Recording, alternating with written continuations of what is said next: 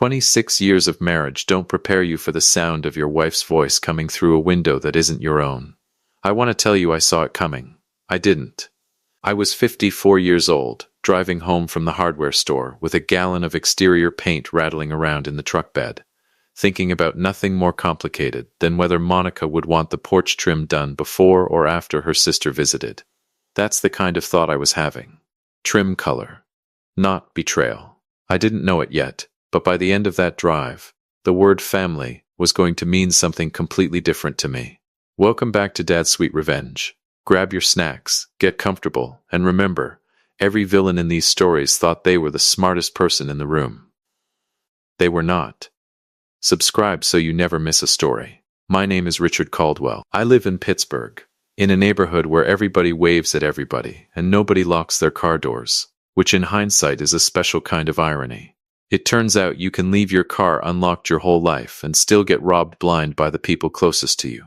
The route home took me past Maple Ridge, where my daughter Jenna and her husband Everett had bought a house 2 years back. A modest 2-story with green shutters and a mailbox shaped like a barn that Everett thought was charming, and I thought was ridiculous. I liked Everett well enough. Polite kid. Good job at an insurance firm downtown. Called me sir without it sounding sarcastic, which is rarer than you'd think. I slowed down out of habit more than intention. Just checking, the way you do when you drive past your kid's place. And that's when I saw Monica's car. Her silver sedan, parked crooked at the edge of the driveway like she'd been in a hurry, half on the grass. Now my wife had told me, not 2 hours earlier, that she was heading to get her hair done, and then meeting her friend Tessa for lunch. She'd kissed me on the cheek. She'd smelled like her lavender shampoo. She had told me a whole itinerary. So why was her car parked outside our daughter's house at 11 in the morning when Jenna herself was supposed to be at work until 5? I told myself there was an explanation. Maybe Jenna forgot something and Monica was dropping it off. Maybe there was a plumbing issue. Maybe. My brain built a dozen boring little bridges to get me across that moment without falling into the water. I parked at the curb instead of the driveway. I don't know why. Some instinct older than thought told my hands to be quiet. I walked up the side yard instead of the front steps. And that's when I heard it.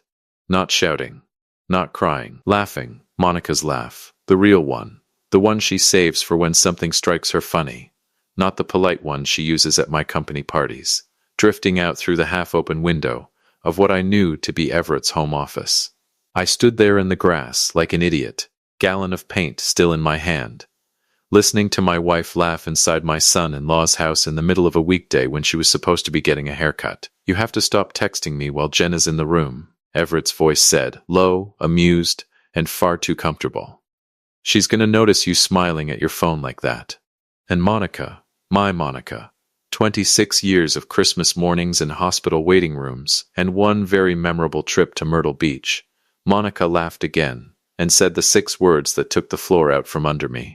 Let her notice. I don't care. I didn't move. I didn't breathe. I don't think. The paint can felt like it weighed 40 pounds in my hand.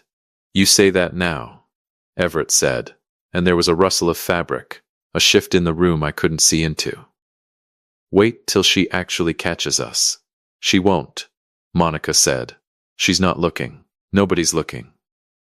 That's the whole point, Everett. We've been careful. We've been careful. I want you to understand something about me. I am not a dramatic man. I've fixed engines for a living my whole life. I deal in things that are true or not true. A belt is either cracked or it isn't. A battery either holds a charge or it doesn't. I don't do hysterics. So when I tell you that I stood in that side yard and felt something in my chest go cold and still, like a motor cutting out mid-highway, I need you to know that's not a figure of speech. That's exactly what it felt like. Everything running fine, and then nothing. I did not kick down the door. I did not scream. I did not do a single thing that movie Richard would have done. I turned around, walked back to my truck as quiet as a man twice my age, and drove 3 blocks before I had to pull over because my hands were shaking too hard to hold the wheel straight. I sat there for I don't know how long. Cars passing. Some kid on a bike gave me a strange look through my window, like maybe I was having a heart attack. Which, fair guess. Here's the thing about discovering your wife is cheating with your son-in-law. There is no card for it. Hallmark doesn't make one. There's no support group meeting on Tuesdays at the community center. I didn't even have a name for what I was, standing there. Betrayed doesn't cover it. Betrayed is what you are when a business partner screws you on a deal. This was something with roots that went straight down into the foundation of my entire life. My marriage, my daughter's marriage, 26 years. Two people I'd trusted more than anyone else on earth, curled up together behind a window with the blinds only half shut, because apparently they'd stopped being calculated enough to close them all the way. I didn't cry. I want to say I did, because it might sound more human, but I didn't. What I did was start planning. Some men grieve first and act second. I skipped straight to the second part, because grieving felt like something I'd allow myself only after I understood exactly how deep this thing went, and exactly who else it had touched. I drove home. Monica's car wasn't in our driveway yet. Of course it wasn't. She was still busy being careful 3 miles away, so I had the house to myself, which was good, because I needed it. I sat down at the kitchen table with a legal pad, the same yellow one I used to sketch out estimates for customers, back before I sold my share of the shop. I wrote down everything I remembered from the last 6 months. Every girl's trip with Tessa that ran a little long. Every time Monica had suddenly developed strong opinions about Everett's home office renovation. Every I'm just going to swing by and see Jenna that somehow never seemed to line up with when Jenna was actually home. It's a strange kind of horror, watching your own memory rearrange itself in real time. Things that seemed innocent an hour ago start looking like evidence. I remembered Monica insisting we get Everett a nice grill for his birthday last year, going on about it more than seemed necessary. I remembered her mentioning, almost too casually, that Jenna had been picking up extra shifts at the hospital lately. I remembered thinking, at the time, isn't that convenient for Jenna's overtime pay? I did not think at the time, isn't that convenient for my wife? My phone buzzed. Monica. Monica. Hey hun, lunch with Tessa ran long. Might be another hour. Don't wait on dinner for me. I looked at that text for a long time. Then I typed back, me no rush. Love you. I did not love her in that moment.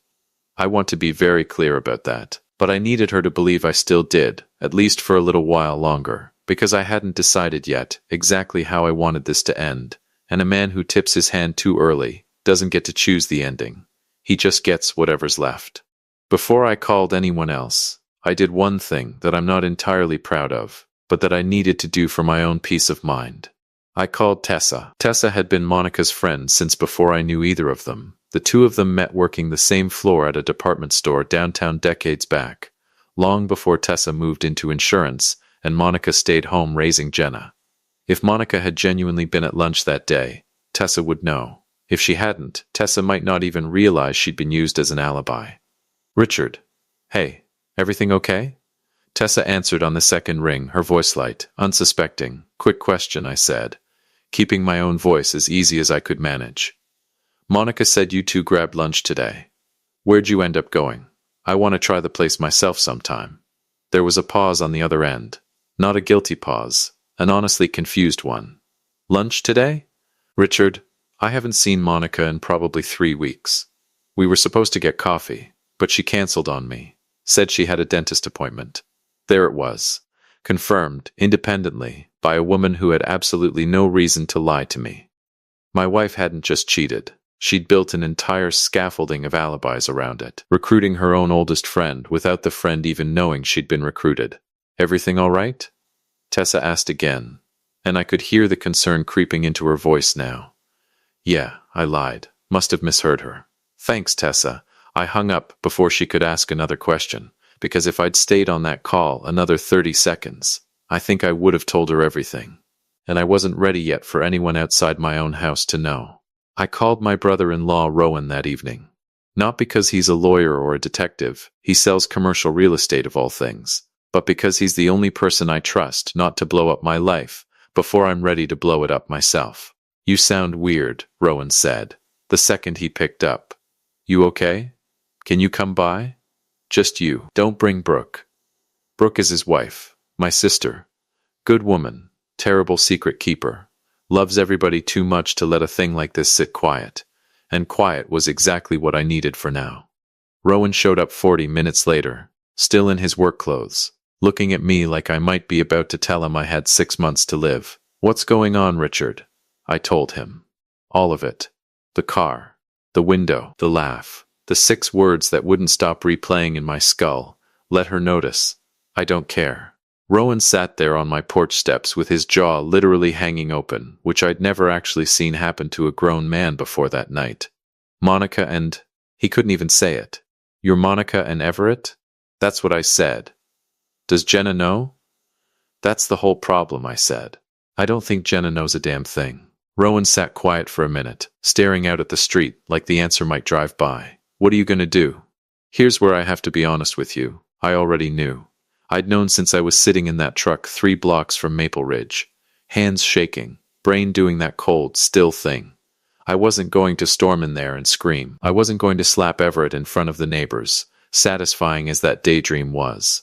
Monica had spent 6 months, maybe longer, being methodical about her betrayal. Fine, 2 could play patient. "I'm going to let Jenna find out for herself," I said. In the house. In the moment. I'm not going to be the one who tells her.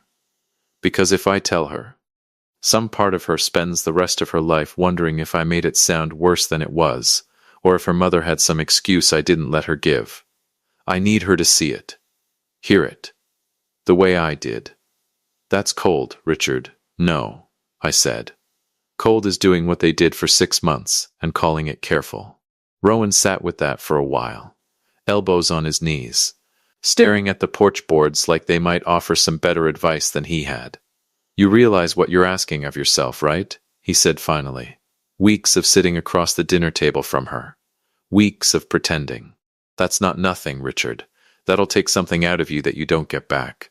I know. And if Jenna finds out later that you knew and sat on it, that you let her keep living inside a lie for 2 more weeks because you wanted the reveal to land a certain way, she might not thank you for that. She might resent you for it." That one landed harder than I let on. I'd thought about it, of course, turned it over more times than I could count in that first sleepless night. But hearing Rowan say it out loud made it real in a way my own late-night thoughts hadn't managed. "Maybe," I said. "But I'd rather she be angry at me for 2 weeks of silence than spend the rest of her life wondering whether her mother might have had some reasonable explanation I never let her hear for herself. I need this to be airtight, Rowan, not just true. Undeniable. There's a difference, and Jenna deserves the second one. You've clearly already made up your mind." "I made it up standing in that side yard," I said.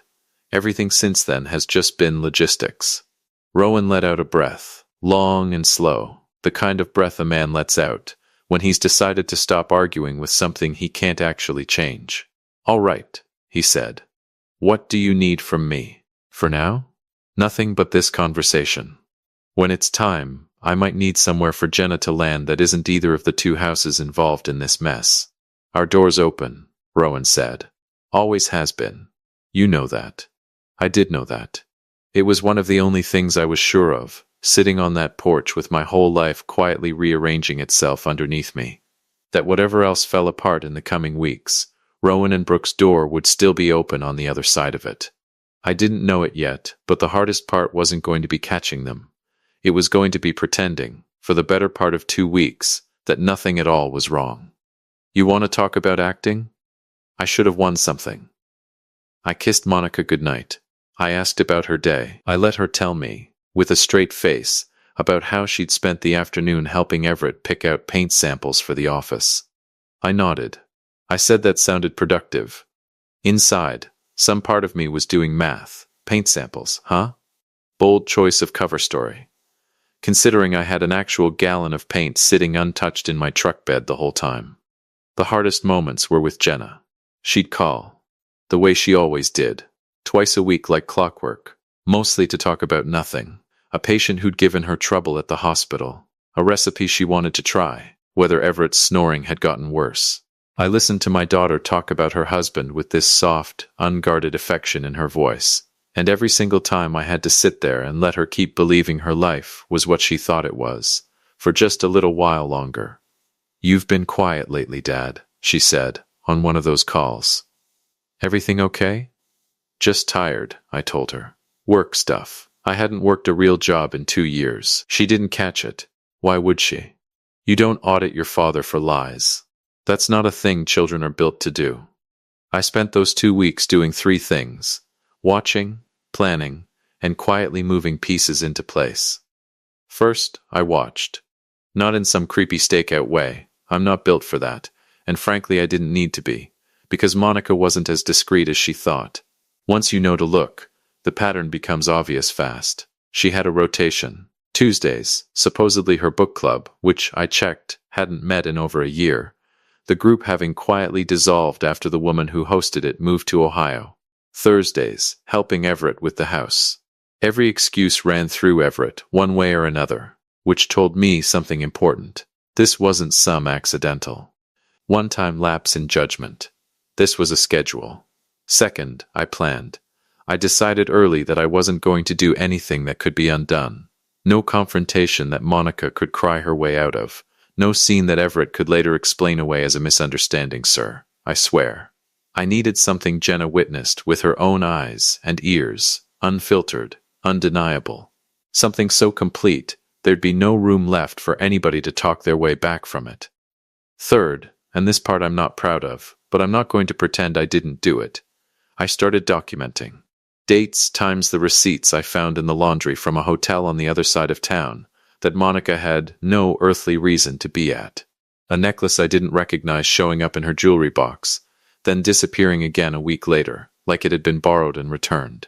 I wasn't building a legal case. I was building a wall of proof so tall that nobody, not Monica, not Everett, not even Jenna in a moment of desperate denial, would be able to climb over it and claim it wasn't real.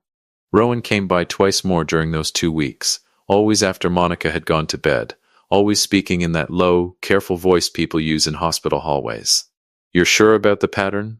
he asked me the second time, looking over the legal pad like it might rearrange itself into something less damning if he stared hard enough. Tuesdays and Thursdays, every week. For how long?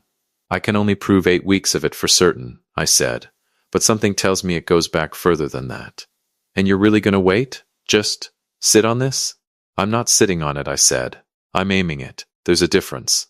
Rowan shook his head, but he didn't argue with me again after that. I think some part of him understood that if the situation were reversed, if it were Brooke doing this to him, he'd want the same thing I wanted. Not vengeance thrown wildly in every direction, but vengeance placed exactly where it would do the most good and the least collateral damage to the one person in this whole mess who hadn't done a single thing wrong.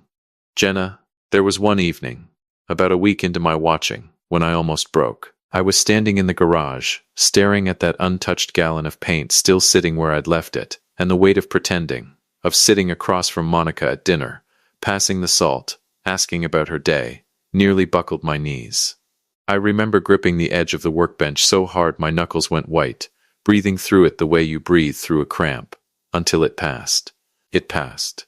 It always passed. And every time it did, I came out the other side a little more certain that patience wasn't weakness. Patience was the only weapon I had that Monica couldn't see coming. Part 2. The morning I decided to act, I remember it was unseasonably warm. One of those days that tricks you into thinking summer's sticking around a little longer than it should. I called Jenna at 9, working hard to sound normal. "Hey, sweetheart, you got plans this afternoon?" "Not really, why?" "I need your help with something at your mother's house." "Well, our house. I want to surprise her, and I could use an extra pair of hands. You free around 1? I want you to notice something." I told her our house. That was intentional.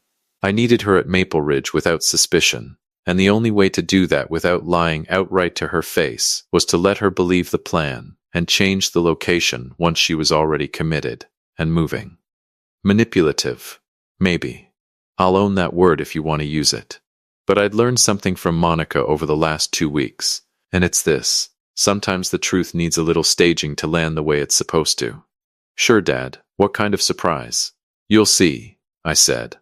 "Wear something you don't mind getting a little dusty." She laughed. My daughter's laugh, the real one, not the practice kind her mother had been rationing out to a man who wasn't me. I hung up the phone and sat there for a second, feeling something I hadn't let myself feel in 2 weeks, my hands shaking again. Not from fear this time, from the sheer weight of what was coming. At 12:40, I texted Monica. I needed to ensure they felt entirely secure, completely tech certain that the coast was clear. Me, heading to the hardware store for the afternoon, then running some errands across town. Won't be back until dinner. I already knew what her reaction would be. Thursdays meant helping Everett with the house. Within 2 minutes, my phone buzzed. Monica. Oh, sounds good, hon. Actually, I'm at Jenna's right now, helping Everett sort some stuff in the garage. Might be a bit. There it was. In writing, helping Everett sort some stuff in the garage, while our daughter was, at that very moment, sitting in my passenger seat, asking me where exactly we were headed. Dad, this isn't the way to your house. I know, I said. Where are we going? I looked over at her, 27 years old, dark hair pulled back the way she always wore it for work. Everett's ring still on her finger. No earthly idea that her entire life was about to fold in on itself in the next 20 minutes. Your mother's at your place right now, I said. Helping Everett with something in the garage, apparently, okay? Jenna said, half laughing. Confused. That's not breaking news, Dad. Mom's over there like twice a week lately. Twice a week lately. Even Jenna had noticed the pattern and hadn't thought a single dark thing about it. Because why would she? What kind of person suspects their own mother of that? I know, I said again, quieter this time. I need you to trust me on something, Jenna, and I need you not to ask me any more questions until we get there. Something in my voice must have landed different than I intended. Because Jenna went quiet, really quiet, and just watched the road out the window the rest of the drive. I parked half a block down from the house, same spot I'd used 2 weeks earlier. Monica's silver sedan sat in the driveway. Same crooked angle, like she could not be bothered to park like a person who had anything to hide. Dad, Jenna's voice had an edge to it now. You're scaring me a little. What's going on? I want you to walk up to the side of the house with me, I said. Quiet, and I want you to listen. That's all. Just listen. And then you can ask me every question you want, and I'll answer every single one of them honestly. I promise you that. I watched my daughter's face go through about 6 different emotions in 4 seconds, landing finally on something like dread, the kind that comes from your body understanding a thing before your mind's ready to. We walked up together. I put a hand on her shoulder before we reached the window, partly to steady her, partly, I'll admit, to steady myself. The office window was cracked again. Of course it was. It was warm out. And this time there was no ambiguity in what came through it. No laughter this go-round, just Monica's voice, soft, saying something I will not repeat here, because some things a daughter should hear directly and not second-hand through a story. And Everett's voice, answering in that same low, easy tone I remembered from before. I felt Jenna go rigid under my hand. That's not, she whispered. That's not, Dad. That's not what I think it is. Listen a little longer, I said, my voice barely above breath. Then you tell me what you think it is. We stood there together, father and daughter, in the grass beside that window, for maybe 90 more seconds. It felt like 90 years. I watched something break behind Jenna's eyes in real time, watched her go from confused to disbelieving, to something that had no name, the same nameless thing I'd felt standing in that exact spot 2 weeks earlier. Then Jenna did something I hadn't planned for, hadn't scripted, hadn't even considered as a possibility. She walked straight up to the back door, turned the handle, unlocked, because apparently nobody in that house had locked a door in months, and walked inside. I followed her. I need to describe this next part carefully, because it's the part where everything I'd carefully built over 2 weeks either held together or fell apart, and for about 4 seconds I genuinely didn't know which.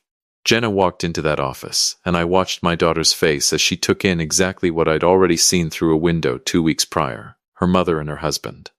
Entirely too close, entirely too comfortable, springing apart the second the door swung open with the guilty, scrambling speed of 2 people who'd clearly rehearsed 100 different excuses and suddenly found every single one of them useless. Jenna, Everett started. Don't, Jenna said. Her voice didn't shake. I want that on the record. My daughter's voice did not shake. Don't you dare say my name, like that's going to fix something. Monica's face had gone the color of old drywall. Sweetheart, this isn't. You're not understanding what you just... I understood exactly what I just heard. Mom. Jenna's voice cracked on Mom just slightly, the only sign of the earthquake happening underneath her. I understood every word. I stood in the doorway and said nothing. This was the part that belonged to Jenna. I'd promised myself that in the truck, whatever happened once that door opened, I would let my daughter have her moment first. She'd earned that much. How long? Jenna asked. Not loud. Almost worse than loud. Nobody answered. How long? Jenna said again, and this time it came out sharp enough to cut. Monica opened her mouth, closed it, opened it again. 8 months, she finally said. So quiet I almost didn't catch it. 8 months. Not 6. I'd been underestimating by 2 whole months, and somehow that precise, useless detail, that extra weight of time, was the thing that finally cracked something loose in my own chest, standing there in that doorway. Jenna turned to Everett. 8 months, she repeated, like she was testing whether the words would make more sense out loud. We got the dog 8 months ago. We picked out a dog together, Everett, while you were. She couldn't finish it. She didn't need to. Jenna, please, let me explain, Everett started.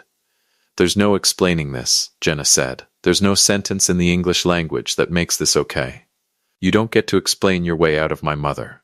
I watched my son-in-law, 29 years old, good job, called me sir, apparently spent 8 months sleeping with his mother-in-law, stand there with absolutely nothing to say. Because Jenna was right. Some things don't have an explanation. They only have a confession. And he'd just been handed his. Monica turned to me then. First time she'd looked at me directly since the door opened. Richard, she said. Say something. I looked at my wife of 26 years for a long moment. I thought about the porch trim, the lavender shampoo, and the horrific words she'd whispered to Everett through that window 2 weeks ago. Words she had no idea I'd captured. Let her notice. I don't care. I already said everything I needed to say, I told her, 2 weeks ago. In that truck. To myself. You just didn't hear it. Because you were too busy being careful. I watched that land. Watched her flinch. I'm not going to scream at you, I continued, and my voice stayed level the whole time, which surprised even me. I'm not going to give you a scene you can cry your way through and tell your friends about later. How your husband lost his mind. I already lost my mind 2 weeks ago. Alone. In a truck 3 blocks from here. I did my grieving already, Monica. What's left now isn't grief. It's just paperwork. Monica's face crumpled. Richard, please. 26 years. You can't just. You didn't think about 26 years when you were standing in that office laughing about how careful you'd been, I said. You don't get to remember the marriage now. At the exact moment it's inconvenient for you to have forgotten it. I love you, she said, and I almost laughed, except nothing about that moment had any laughter left in it. I believe you loved me at some point, I said. I don't believe it means anything anymore. Love isn't a feeling, Monica. It's what you do when nobody's watching.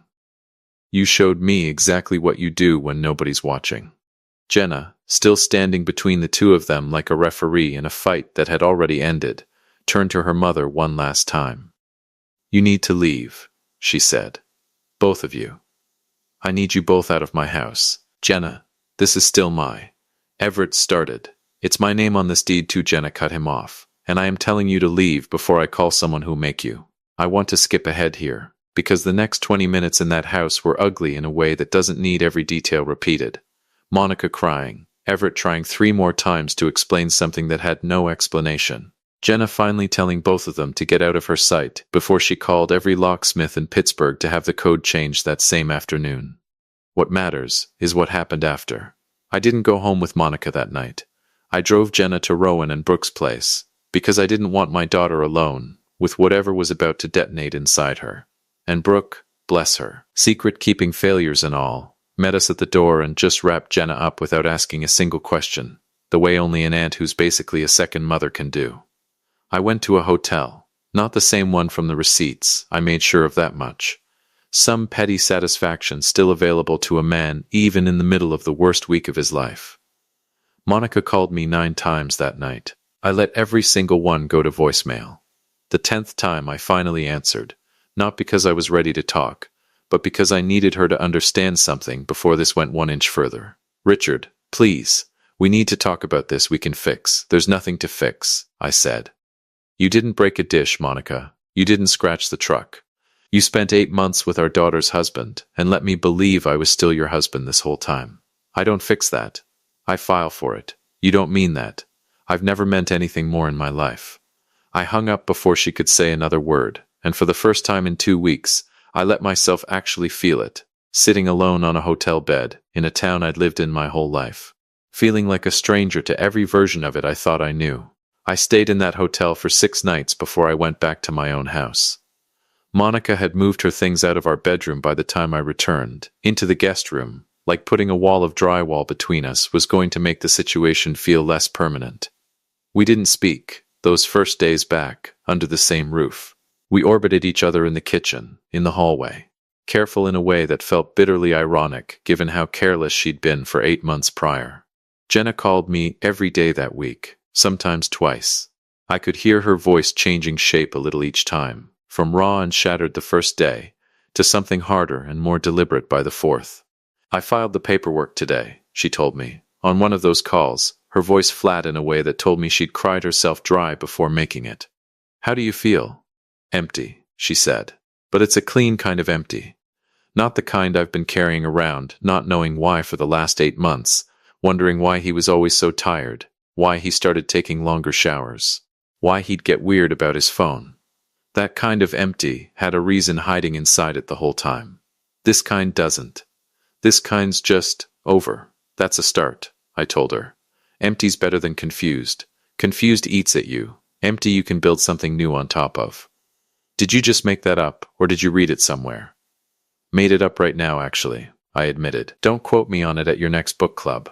She laughed, small, brittle, but real, and for a second it felt like maybe some part of my daughter was still in there, underneath all the wreckage, waiting for enough time to pass before she let herself fully surface again. "The divorce took 4 months. I want to tell you it was clean and simple. But nothing about tearing apart 26 years is clean, no matter how justified the reasons are.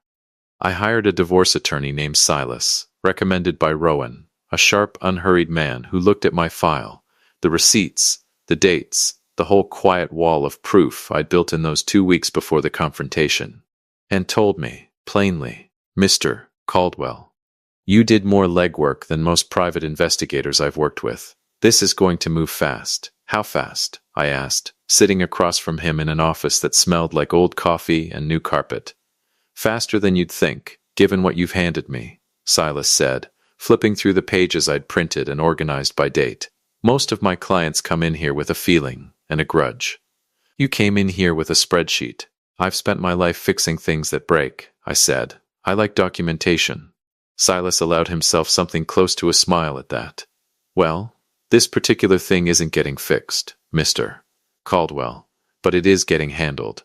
Let's talk about what you actually want out of this, not what you're owed emotionally, because the court doesn't deal in that currency. What do you want on paper?" "The house," I said. "I don't want the retirement fight to drag on for a year. Split it, get it done. I want this over before the holidays, if that's possible." "It's possible," Silas said, closing the folder.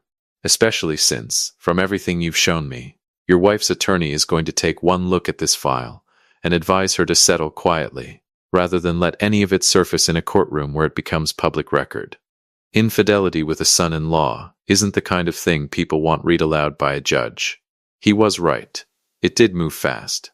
Pennsylvania doesn't require proof of fault for a no-fault divorce, but fault matters plenty when it comes to negotiating who walks away with what, and Monica, to her credit, or maybe just her exhaustion, didn't fight much. I think some part of her knew there was no version of this where she came out looking like anything other than what she was. I kept the house. She got half the retirement accounts, which stung, but I wasn't going to drag this out for money when I'd already lost the thing money can't replace. I sold her silver sedan, the second vehicle we'd kept for her, and split that too. Clean, final, done. Jenna filed for divorce from Everett 2 weeks after we did, moving faster than either Monica or I had, honestly, like she'd needed exactly 0 time to grieve a marriage that had apparently been a lie for a third of its total length. She moved back in with me for a stretch, into her old bedroom, which I hadn't touched in years. Still had the same faded curtains from when she was 17, and some nights I'd hear her crying through the wall, and I'd sit on the other side of it, not sleeping either. And neither of us said anything about it in the morning, because some grief you just let a person carry quietly until they're ready to set it down themselves. Everett tried calling me twice during those 4 months. I let the first one go to voicemail without even listening to it. The second time I picked up, mostly out of morbid curiosity. "Mr. Caldwell." "Sir, please don't hang up. You've got about 10 seconds, I said.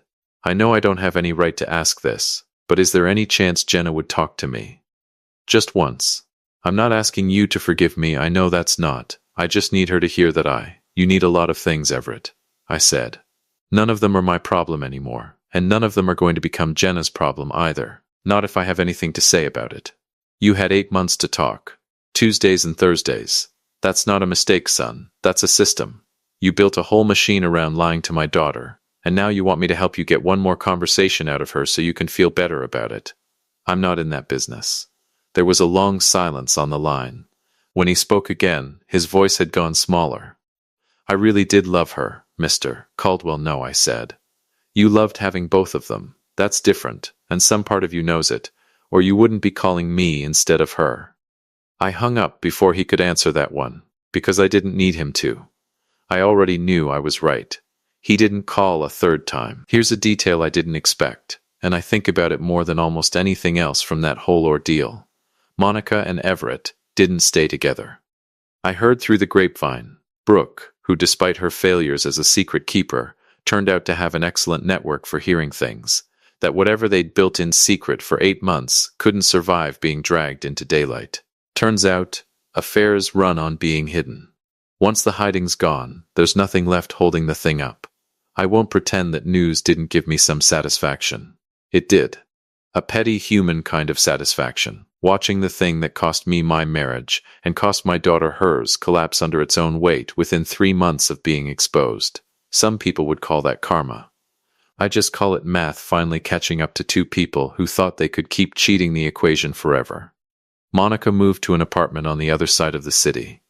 I heard she tried reaching out to Jenna a handful of times. A card at the holidays, a voicemail on her birthday, and Jenna, every single time, let it go unanswered. I never told my daughter what to do about her mother. That wasn't my call to make, and I respected that it wasn't. But I noticed she never asked my opinion on the matter either, which told me everything I needed to know about where she'd landed on her own. Tessa called me once, months later, sounding hesitant in a way that wasn't like her. "I heard," she said, simply.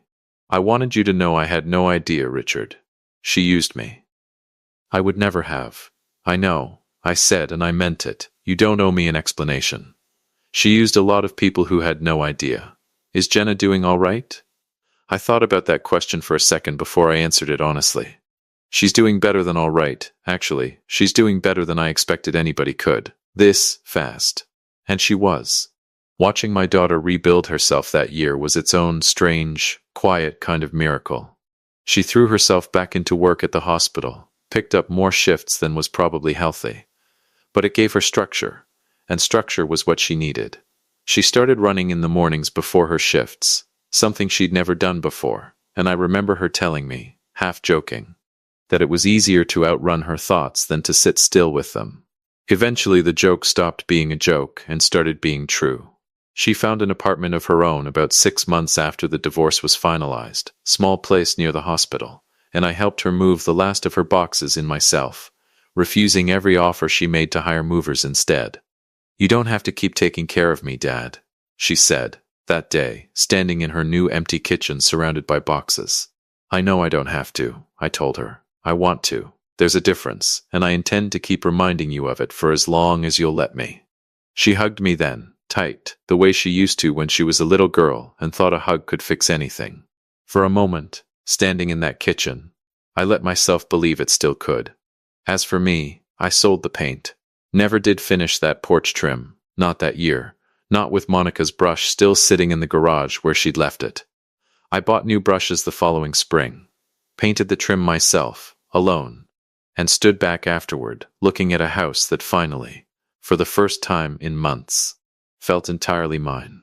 People ask me sometimes, Rowan mostly, over a beer, the 2 or 3 times he's worked up the nerve to bring it up again, whether I regret how I handled it, whether I should have just walked into that house the day I first heard them and ended it right there, screaming, throwing punches, whatever a man's supposed to do in that moment, according to every movie ever made about betrayal.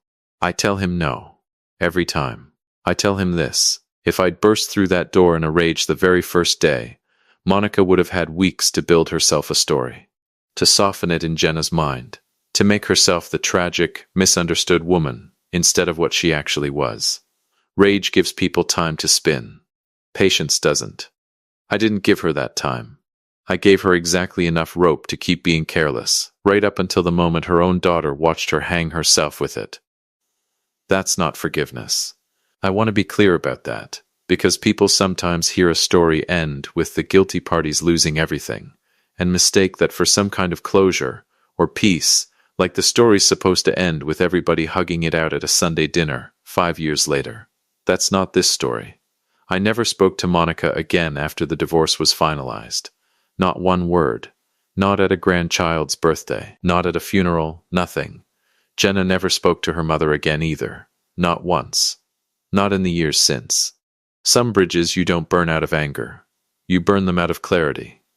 Because you've finally seen exactly what's on the other side of them. And you decide, calmly, permanently, that you're simply done crossing. I still drive past Maple Ridge sometimes. New family lives in that house now. Different car in the driveway. Different curtains in that office window. I don't slow down anymore when I pass it. I don't need to. I already know exactly what's inside. And it isn't my problem. And it isn't my life. And it hasn't been for a long, long time.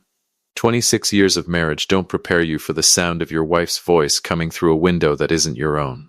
But 4 months taught me exactly what to do about it. If you like this story, join our community by hitting that like button and subscribing for more real, raw, and family-centered stories.